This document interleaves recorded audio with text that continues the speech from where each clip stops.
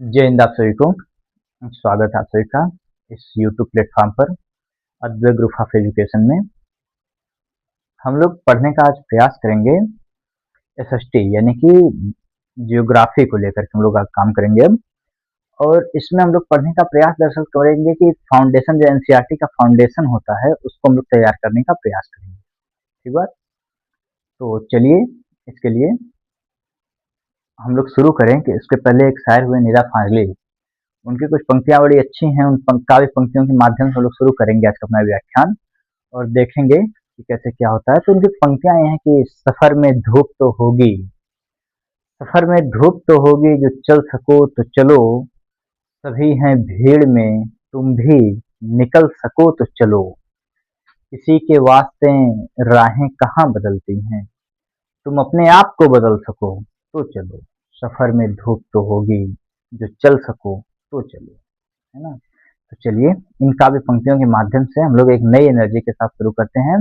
ये दरअसल एसएसटी यानी कि एनसीईआरटी की जो हिस्ट्री है, ज्योग्राफी और पॉलिटी होती है और इकोनॉमी भी उसमें शामिल है। तो इन चारों सब्जेक्टों का हम लोग क्या करेंगे, एक फाउंडेशन तैयार करेंगे। या आप किसी भी कंपटीशन में जा रहे हो या आपको मतलब कि इसके स्पेशल एग्जाम देना हो या किसी भी तैयारी के लिए अपना फाउंडेशन तैयार करने का प्रयास कर रहे हो, तो आप इसके लिए ये व्याख्यान बहुत ही महत्वपूर्ण होगा। इसमें संपूर्ण एनसीईआरटी का क्या आपको मिलेगा, निचोड़ मिलेगा एक तरह से। और शुरुआत होगी जियोग्राफी से। ठीक बात। चलिए आज ये पहला क्लास हम लोगों का, इसलिए थोड़ा सा इंट्रोडक्शन में समय लग रहा है। बाकी से हम लोग केवल क्या करेंगे, कंटेंट पर ही काम करेंगे, है ना। चलिए तो हम लोग शुरू करते हैं जियोग्राफी से। दरअसल ये जो जियोग्राफी है यानी भूगोल, है ना। नहीं तो हिंदी माध्यम वाले बच्चे क्या मान जाएंगे, बुरा मान जाएंगे, गुरुजी जियोग्राफी का मतलब कि आप भूगोल तो लिखे ही नहीं, यानी कि क्लास शुद्ध कैसे हो गई, इंग्लिश माध्यम की हो गई। तो इंग्लिश माध्यम होगी नहीं, बीच बीच में शब्द एक आधे आएंगे इंग्लिश माध्यम के, बाकी पूरी क्लास हिंदी में ही होगी। चलिए ये जो भूगोल है, आप लोग मोटा मोटा ये जानते होंगे। अब हम लोग ग्राफोस पे नहीं जा रहे हैं कि भूगोल का अध्ययन है, जियोइड आकृति है, अभी हम लोग इस पे नहीं जा रहे हैं। आप मोटा मोटा भूगोल का मतलब समझते हैं कि पृथ्वी का अध्ययन है, ब्रह्मांड का अध्ययन है, पूरे यूनिवर्स का अध्ययन है, इसके बाद अर्थ है, सब चीजें आप लोग जानते हैं। तो हम लोग उस पर ज्यादा नहीं जाते। भूगोल को अगर हम लोग बांटना चाहें तो मोटे तौर पर भूगोल दो तरह का हो सकता है। भूगोल मोटे तौर पर कितने तरह का हो सकता है, दो तरह का। एक का नाम है फिजिकल जियोग्राफी और दूसरे का नाम क्या है, ह्यूमन जियोग्राफी। यानी कि भौतिक भूगोल, भौतिक भूगोल, और दूसरा जो है इसका है मानवीय भूगोल, है ना। कौन सा भूगोल, मानवीय भूगोल। ठीक। अगर हम लोग भूगोल यानी जियोग्राफी को समझना चाहें, यानी अगर हमको जियोग्राफी पढ़ना है, तो पहले हम लोग उसको दो कैटेगरी में डिवाइड करेंगे। एक का नाम है फिजिकल जियोग्राफी और दूसरे का नाम है ह्यूमन जियोग्राफी। भौतिक भूगोल और एक मानवीय भूगोल। ठीक बात। एक भूगोल एक विषय है, अभी आप कुछ दिमाग मत लगाइए, बस आप इतना समझिए भूगोल एक विषय है, जैसे इतिहास विषय होती है, राजनीति शास्त्र, अर्थशास्त्र, ऐसे भूगोल एक विषय है, एज ए सब्जेक्ट है। और इसको अगर पढ़ना है तो हम लोग डिवाइड करेंगे इसको into part, first physical geography and second human geography. ठीक बात। अभी जो भौतिक भूगोल है, इसमें भी छोटी छोटी दो तीन शाखाएं हम लोग बना लेते हैं। ये क्या है, पढ़ने के आसानी के लिए। जैसे एक का नाम है जलवायु विज्ञान, एक का नाम क्या है, जलवायु विज्ञान यानी कि जलवायु भूगोल। एक का नाम क्या है, भू आकृति, है ना, भू आकृति यानी कि भू आकृति।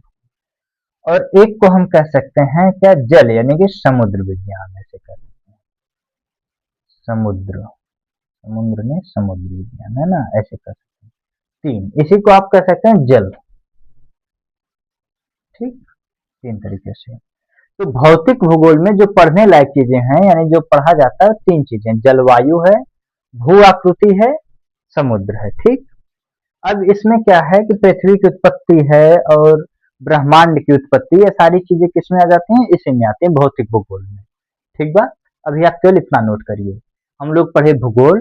भूगोल को मोटा मोटा दो तौर पे बांटते हैं, भौतिक भूगोल, मानवीय भूगोल। इसमें जलवायु विज्ञान है, भू आकृति विज्ञान है और समुद्र विज्ञान, ओशनियोग्राफी, जियोमॉर्फोलॉजी और क्लाइमेटोलॉजी। ठीक, इसको अंग्रेजी में कहते हैं। जो मानवीय भूगोल होता है, इसमें दरअसल आप पढ़ते हैं जनसंख्या। इसमें आप क्या पढ़ने का प्रयास करेंगे? जनसंख्या। अब एक बार अगर आप जनसंख्या वाले टॉपिक पे आ गए हैं कि आपको क्या पढ़ना है, दरअसल जनसंख्या पढ़ना है, यानी कि पॉपुलेशन, तो फिर आप ये पढ़ेंगे कि इसका डिस्ट्रीब्यूशन कैसा है, यानी कि इसका क्या है, वितरण।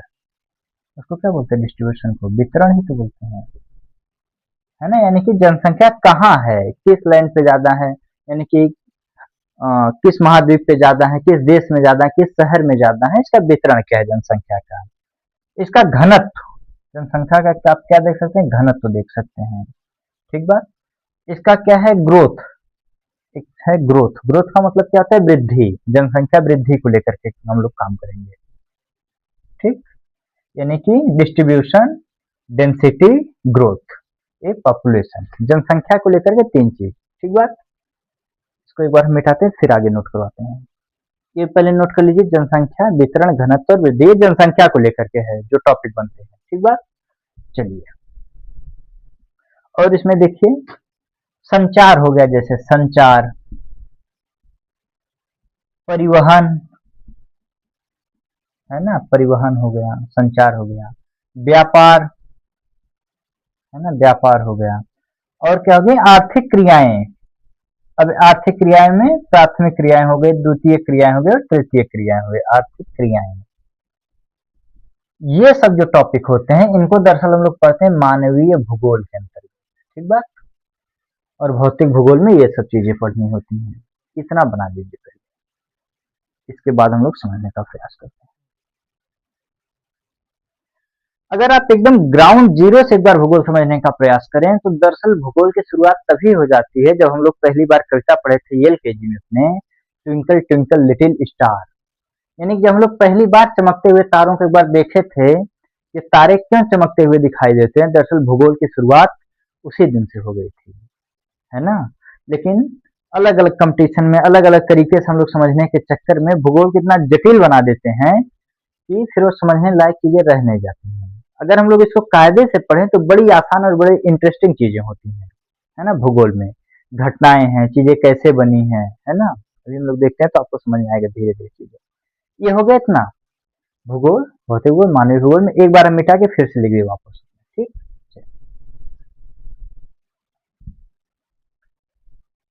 ये तो हो गया एक भूगोल की, मतलब कि पढ़ना कैसे होता है भूगोल, है ना। चलिए, अब हम लोग अपना टॉपिक पे आज शुरू करते हैं। आज हम लोग थोड़ा सा पहला टॉपिक पढ़ने का प्रयास करेंगे। देखिए कैसे बनाइए, ब्रह्मांड की उत्पत्ति, यानी कि पृथ्वी की उत्पत्ति, जो भी आपको बनाना हो, है ना। अब इसको क्या कहते हैं? पृथ्वी की उत्पत्ति बनाएंगे ऐसे, कि ब्रह्मांड की उत्पत्ति पहले बनाएंगे। ब्रह्मांड की उत्पत्ति, द ओरिजिन ऑफ यूनिवर्स। इसका क्या होता है? द ओरिजिन ऑफ यूनिवर्स, यानी कि ब्रह्मांड की उत्पत्ति। चलिए, अब यहाँ से टॉपिक शुरू हो गया। अब तक हम लोग जान रहे थे कि भूगोल कैसे पढ़ना होता है, तो उसका दो भाग हुआ था। एक का नाम था भौतिक भूगोल, दूसरे का नाम था मानवीय भूगोल। कुछ चीजें भौतिक भूगोल में पढ़नी होती, कुछ मानवीय भूगोल में पढ़नी होती। तो दरअसल हम लोग शुरू कर दिए अपना क्या, भौतिक भूगोल, यानी कि पहले एक बार उत्पत्ति को हम लोग देख लेते हैं, फिर आते अपना क्लाइमेटोलॉजी, ओशनोलॉजी और जियोमॉर्फोलॉजी पे बाद में सब बात करेंगे। चलिए, ये जो ब्रह्मांड की उत्पत्ति है, इसको लेकर के दो तरह के मत मिलते हैं। एक का नाम है, क्या नाम है? निहारिका। निहारिका परिकल्पना, आप लिखेंगे निहारिका परिकल्पना। ठीक बात। इसी को कहते हैं नेबुलर, नेबुलर हाइपोथेसिस,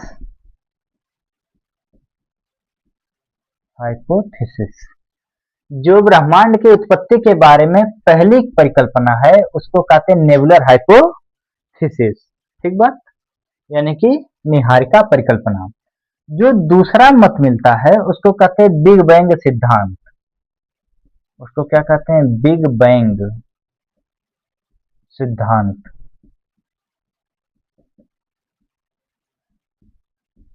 यानी कि बिग बैंग थ्योरी।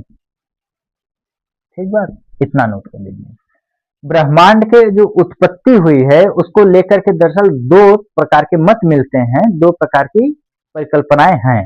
दरअसल एग्जैक्ट जानता तो कोई नहीं है, क्योंकि 13 अरब वर्ष पहले की बात मानी जाए, जो एनसीईआरटी में डाटा मिलता है क्या है, 13 अरब वर्ष पहले की बात है। तो 13 अरब वर्ष पहले की बात का मतलब यह है कि अंदाजा ही लगाया जा सकता है कुछ कुछ प्रयोग के आधार पे ऐसे करके। तो दो प्रकार के मिलते हैं मत, एक है निहारिका परिकल्पना नेबुलर हाइपोथेसिस, और एक है बिग बैंग सिद्धांत यानी कि बिग बैंग थ्योरी। ठीक बात, मिटाते इसको, नोट करते चलेंगे आप लोग, नहीं तो फिर धीरे भूलने लगेंगे, है ना। ऐसे सुनने से काम चलता नहीं है, सुन के जाएंगे भूल जाएंगे प्रॉपर, नोट किए रहेंगे तो कभी देख सकते हैं जाके उसको। चलिए अब जरा देखिए कि जो निहारिका परिकल्पना है ये क्या है। इसमें अगर पढ़ना हो तो दो आदमी थे, एक का नाम था इमैनुअल कांट और एक का नाम था लाप्लास। नाम जरा लिखिए, इमैनुअल का डायरेक्ट हम लोग लिखते हैं कांट। एक आदमी है कांट और एक का नाम है लाप्लास, आप लोग ऐसे लिखते जाएंगे, है ना। ये दोनों लोग मिलकर क्या करते हैं, पहले इमैनुअल कांट एक थ्योरी देते हैं और लाप्लास बाद में उसको क्या करते हैं 1756, शायद अगर एग्जैक्ट डेट है तो 1756 के आसपास क्या करते हैं उसको थोड़ा सा सुधार करते हैं, कौन, लाप्लास, इमैनुअल कांट की थ्योरी में। ये लोग कहते हैं कि दरअसल जो शुरुआत हुई है वो पहले क्या था कि एक बहुत बड़ा बादलों का घेरा रहा होगा और उसमें उसकी गति क्या है, धीरे धीरे करते करते वह एक दिन क्या हो गया कि अलग हो गए, उसमें से पिंड निकलना शुरू हो गए और ऐसे ऐसे करके क्या हो गया, एक दिन ब्रह्मांड की उत्पत्ति हो गई। ये ऐसे समझाते हैं कि जैसे एक बैलून में आप क्या करेंगे, हवा भरेंगे और वो धीरे धीरे फैलता जाएगा। ये सभी लोग मानते हैं कि दरअसल ब्रह्मांड क्या है, आज भी फैल रहा है। चलिए ये लोग क्या मानते हैं कि बड़ी, यानी कि रुकिए मिटाते एक बार इसको फिर लिखते हैं वापस मिल जाएगा। तो हम लोग पढ़े निहारिका परिकल्पना यानी कि नेबुलर हाइपोथेसिस। इसमें दो आदमी आए हैं, एक का नाम है इमैनुअल कांट और दूसरे का नाम है लाप्लास, दो लोग मिलकर के इसको बनाए हैं। एक कहते हैं क्या है कि बड़े धीमी गति से, है ना, यानी कि धीमी गति से ब्रह्मांड की उत्पत्ति हुई है।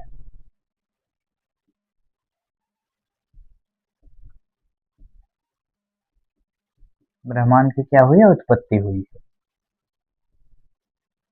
यानी कि ये जो निहारिका होती है दरअसल कुछ और नहीं होता है, बहुत बड़े बादलों का क्या होता है, घेरा होता है। जब बहुत बड़े बादलों का घेरा होगा तो उसके एक कण दूसरे कण से क्या करेंगे, टकराएंगे और एक धीरे धीरे उसमें क्या हो जाएगी, गति शुरू हो जाएगी। तो जो कण बाहर की तरफ होंगे, जरा आप एक बार यहाँ देखिए इसको, जैसे मान लीजिए कि एक निहारिका है, बादलों का घेरा है मान लीजिए, तो जो यहाँ के कण होंगे थोड़ा आपस में जल्दी टकराएंगे। अब जैसे यहाँ वाला एक कण जब तक एक चक्कर लगाएगा तब तक यहाँ वाले आपस में कई बार टकराने लगेंगे। एक जो घनत्व के कारण ये टकराते टकराते ये वाले अलग हो गए होंगे और ऐसे करके अब ये यहाँ अपना हो गया और एक बड़ा सा बादलों का घेरा फिर रह गया। फिर इसमें जो जगह बची फिर कुछ कण आसपास आए होंगे और ऐसे करते करते क्या हो गया, ब्रह्मांड बनता गया और हर एक के बाद अलग छल्ला बनता गया और बड़े ही धीमी गति से ब्रह्मांड की क्या हो गई, उत्पत्ति हो गई। ये कौन सी परिकल्पना हुई, तो आप कहेंगे ये है निहारिका परिकल्पना यानी कि नेबुलर हाइपोथेसिस। ये चित्र भी बना लीजिए अगर बनाना है तो, है ना। और ब्रह्मांड कैसा हुआ, बड़े धीमी गति से कण ऐसे टकराते टकराते टकराते टकराते एक दिन अलग हो गए होंगे। अब जब मान लीजिए इतने अलग हो गए तो जो बचे कौन, ये वाले, ये सब बेचारे फिर आपस में धीरे धीरे टकराते टकराते क्या करेंगे, एक दिन अलग हो जाएंगे। ऐसे कर करके ब्रह्मांड की क्या हुई होगी, उत्पत्ति हुई। चलिए ये तो एक था। अब जरा दूसरा देखिए, दूसरा है बिग बैंग सिद्धांत। दूसरा कौन सा सिद्धांत है, बिग बैंग सिद्धांत।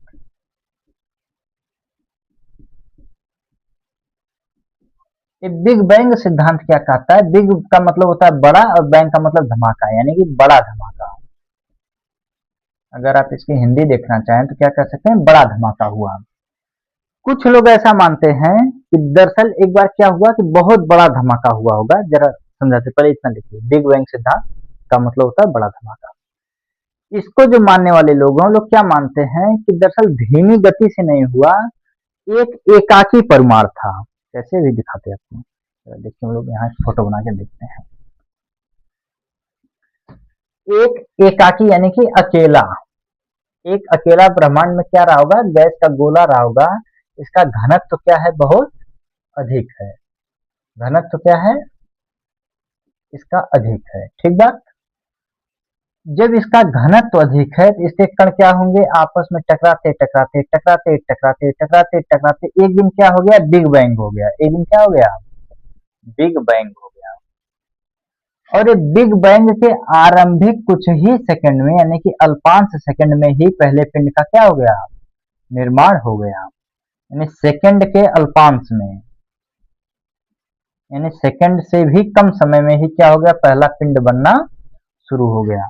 और देखते ही देखते 3 मिनट में, यानी कि पहले 3 मिनट के आसपास में क्या हो गया, ये जो ब्रह्मांड है इसका धीरे धीरे धीरे धीरे पहला पिंड, दूसरा पिंड, तीसरा पिंड बनना शुरू हो गया। यानी कि पहला पिंड बनने में समय कितना लगा, सेकंड का अल्पांश समय लगा। और धीरे धीरे 3 मिनट करते करते ये ब्रह्मांड की उत्पत्ति होना शुरू हो गया। एक कौन सा सिद्धांत हुआ, बिग बैंग का सिद्धांत हुआ। ये एकाकी परमाणु है ना, एकांकी। एकांकी का मतलब अकेला, एलोन परमाणु है। ठीक, मतलब सोचिए, आप ऐसे कल्पना करिए, जब ब्रह्मांड में कुछ नहीं रहा होगा तो समूची खाली जगह जो है वही क्या मान ली गई, यही दरअसल एक एकाकी पिंड है। जैसे कुछ ना हो तो एक खालीपन तो है ना, उसी को क्या मान लिया गया, यही दरअसल जो खालीपन है वही क्या एक एकाकी परमाणु रहा होगा।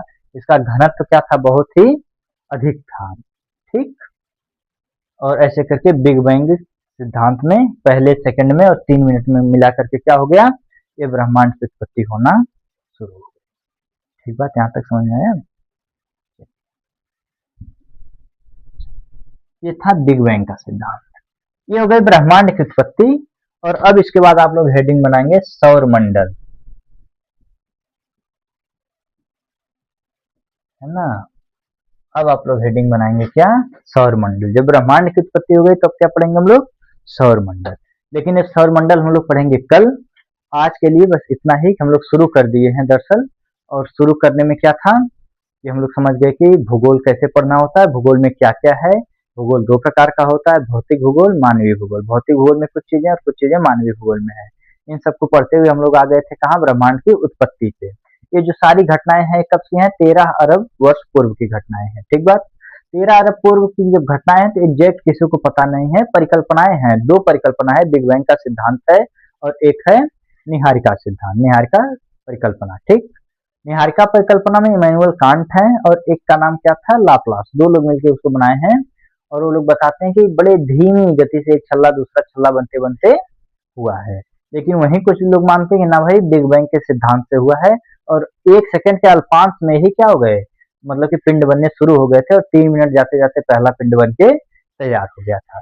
अब इसके आगे हम लोग पढ़ेंगे अपना सौर मंडल, और सौर मंडल हम लोग पढ़ेंगे कल। तो कल आप लोग इंतजार करिएगा, कल भी वीडियो आएगी और एक वीडियो डेली आएगी। तो आप लोग धीरे धीरे करते करते पूरा आप देखेंगे कि आपका एक एनसीईआरटी कवर हो जाएगी। ठीक बात, चलिए आपने धैर्य के साथ सुना, बहुत बहुत आभार, धन्यवाद, जय हिंद।